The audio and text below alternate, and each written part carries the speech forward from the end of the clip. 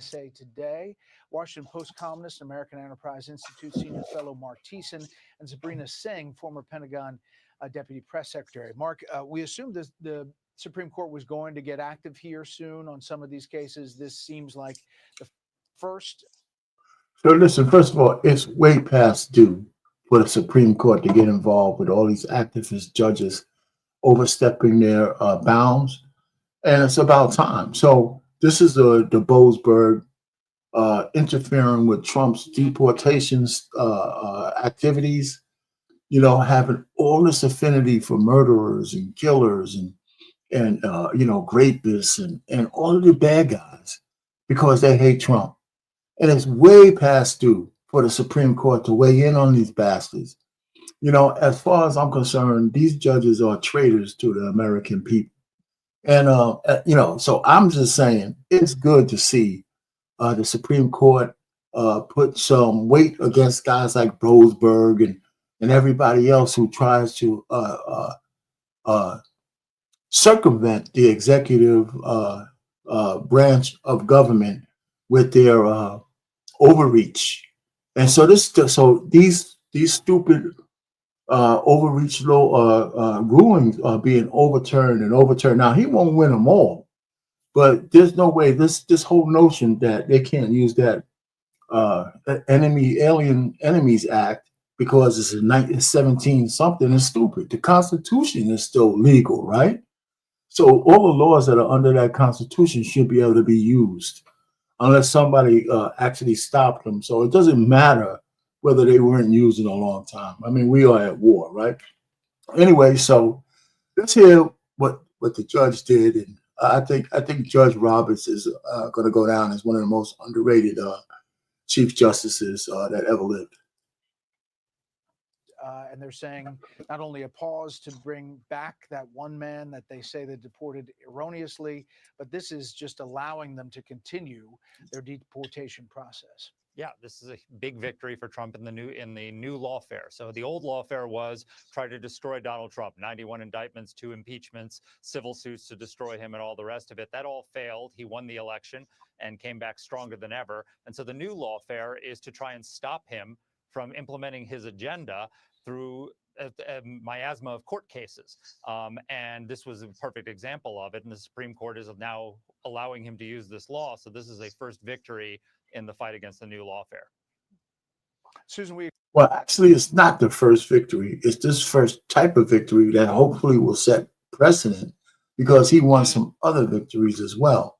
It just don't come to mind. I think he won a victory about just rehiring hundreds of thousands of people. He got some victories in the USAID. There's a lot of different little things he's winning, these small victories. But the point is that these district judges need to be stamped out by the Supreme Court the best way they know how. And that's to set precedent that get your dirty hands off the executive branch. These guys are elected by almost 80 million people, and a judge in a black robe in a back room somewhere shouldn't be able to stop the executive office from doing their job. we expect that there will be more of these cases that have been stopped in temporary injunctions by federal district judges that will be answered by the Supreme Court in one way or another. Yeah, this is not the end of this process. These court cases being filed on all sorts of grounds, not just on immigration. Obviously, this is a big victory for President Trump, and it returns him to the issue on which he is most popular, which is his policies on illegal immigration, a diversion from a topic on which he is less popular, which would be the imposition of tariffs, which we've seen have such an effect on the markets today and over the last couple of days. To that point, let's take a listen to the latest on the Trump tariff back and forth.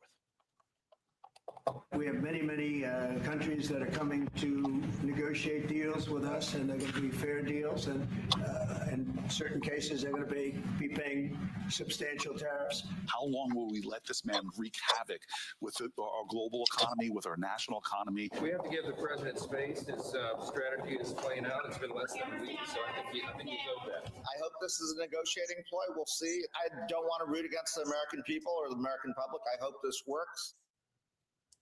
It's not a ploy. It's a strategy for us to make the world right. They've been using us around the world for so long that it feels strange to people when the big bully stands up and fights back. So we're no longer just going to be just with $1 trillion trade deficit or more around the world. Now, China made a big mistake by coming up with that other 34%. And Trump on Truth Social came back and said, listen, if you do that, I'm going to make your products coming to the U.S. cost prohibitive. I don't care what happens. I'm going to put another 50% over the 34%, over the 20%, and your products are going to be almost unaffordable, and which is going to go back and say you can't keep your sweatshops open because nobody's buying your products. And it's going to have a ripple effect everywhere. So, the bully decided, United States decided they no longer want to be the doormat to the world. And unfortunately, we got the liberal press and all these fools sitting down here thinking that Wall Street and Main Street are the same thing. It's like 80%, 10% of the people own like 80% of the stock. They've been stoking fear. They're gonna buy to close those shorts out soon, and the market's gonna come back. The rest of the world is gonna want to start to negotiate with America, and we're gonna have an equilibrium that's gonna make us on equal footing with trade around the whole world. That's what this plan is, and we're just watching the sausage making. So that's how I look at it. So we'll see. Curtis. That's how I see it. So if it fails, then Trump is up. Then Trump it fails. But we needed to do something. So that's my whole thing. We just needed to move. Well, the markets today, Sabrina, again, weren't as bad as people predicted, but there is more to come, clearly, with China particularly. If you look at the possibilities here, there was the 20% put on for fentanyl at the beginning, then 34% reciprocal for what the administration said China was doing to the U.S. Then just today, the president put out on Truth Social, if China does not withdraw its 34% increase, then the United States is going to put on 50% more, which means, back to the other graphic, you could be looking at some Chinese goods that are over 100% tariffs by April 9th by noon tomorrow. Yeah, I think what you're seeing is the markets react to these chaotic, erratic policies coming out of the administration. Listen, you liberal cackling hen, it's not erratic. It's very understandable what he's trying to do. So don't put your little stupid spin on it. There's a method to the madness, and everybody who's not trying to put some kind of stupid narrative on it understands that. The rest of the world needs to deal with us fairly, and they haven't been.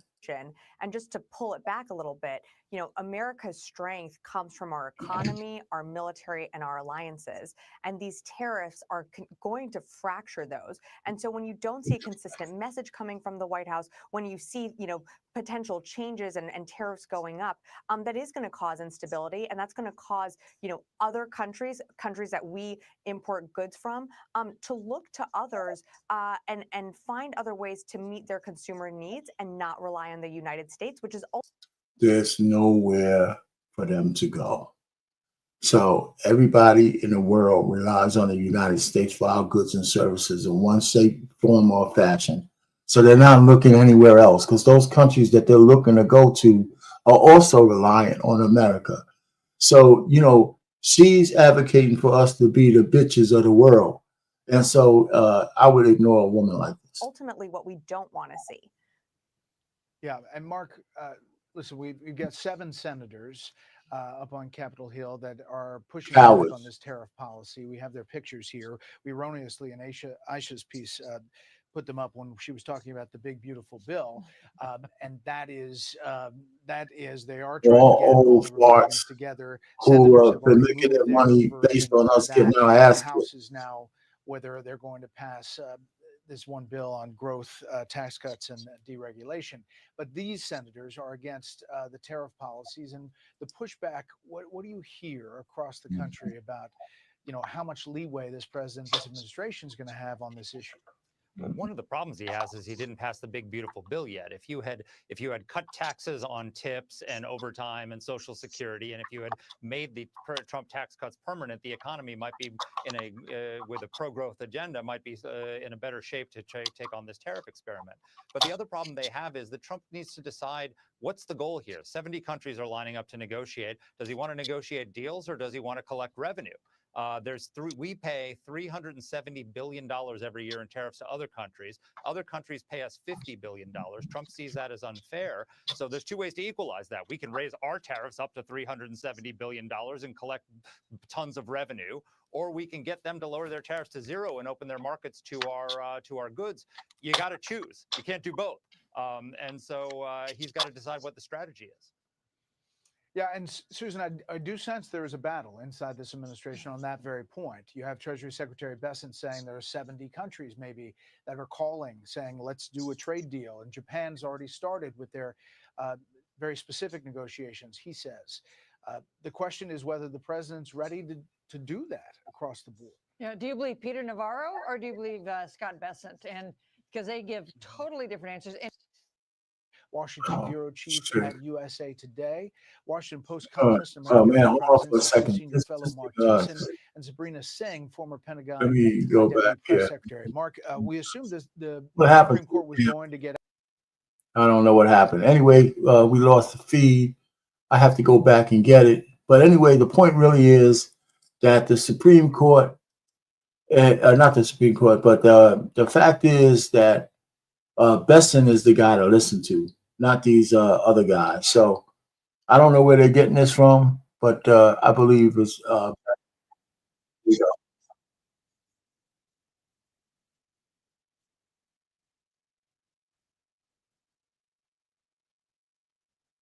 This is just allowing them to continue their deportation process. Yeah, this is a big.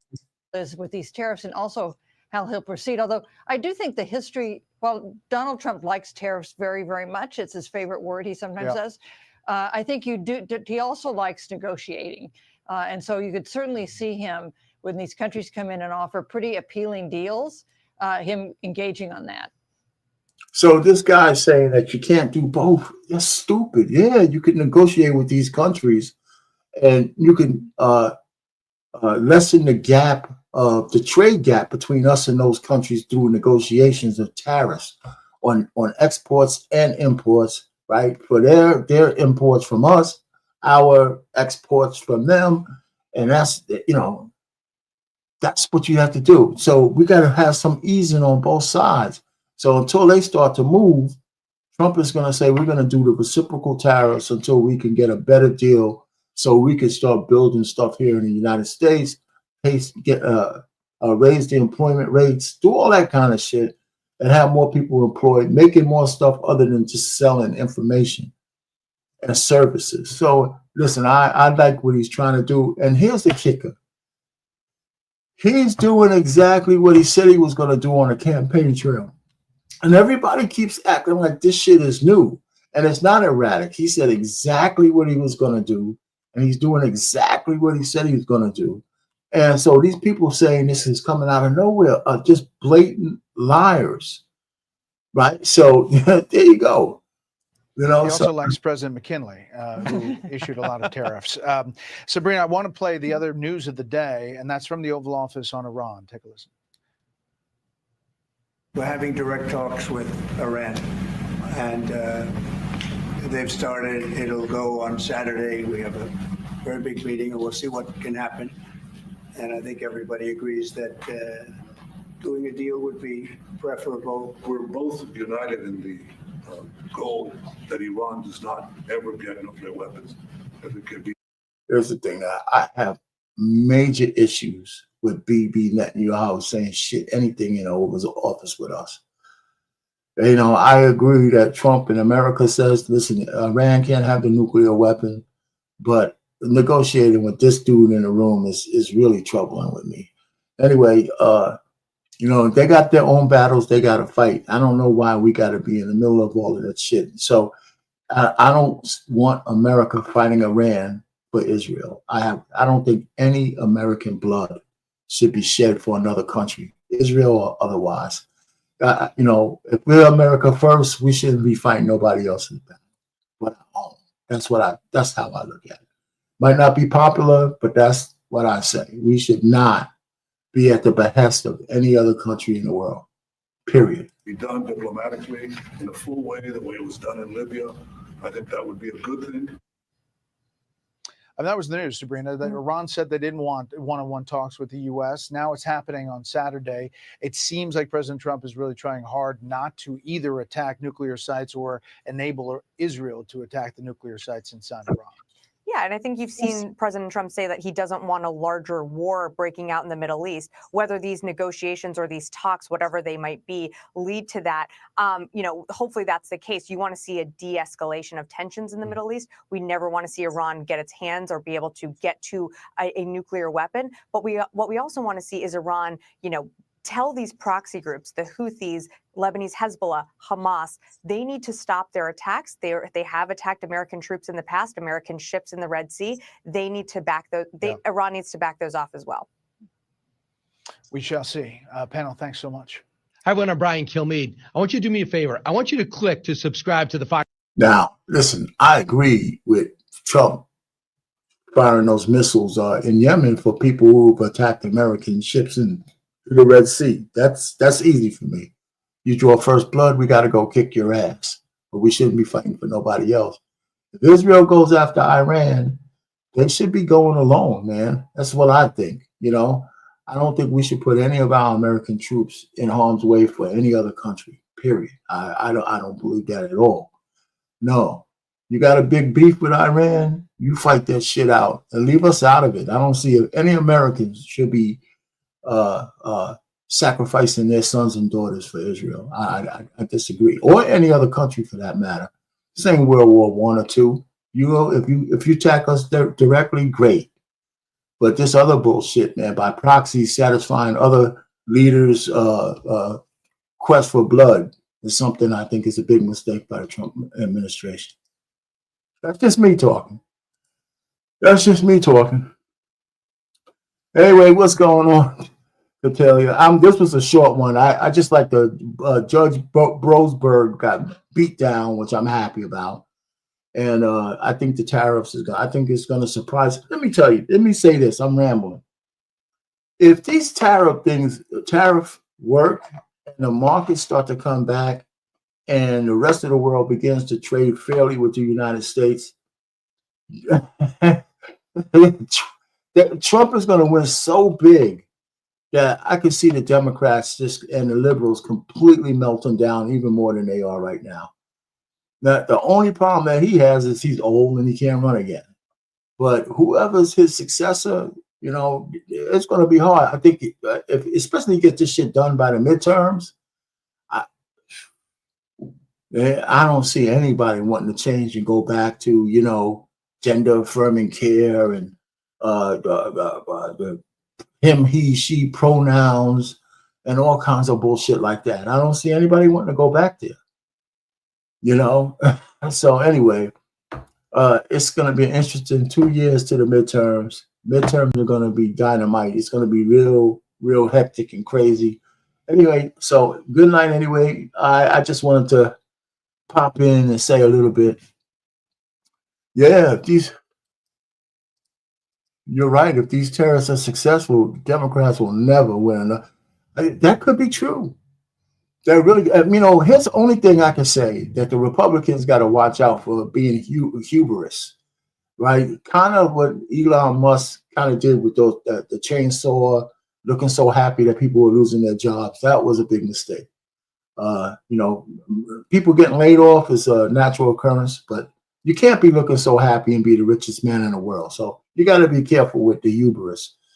But right now, man, Trump has the machine moving, and it's moving well. Hey, thanks for stopping by. I could tell you, Curtis, I appreciate it. You guys get some rest, and we'll be back at it again tomorrow. All right. Marriage, politics, and sports. Over and out.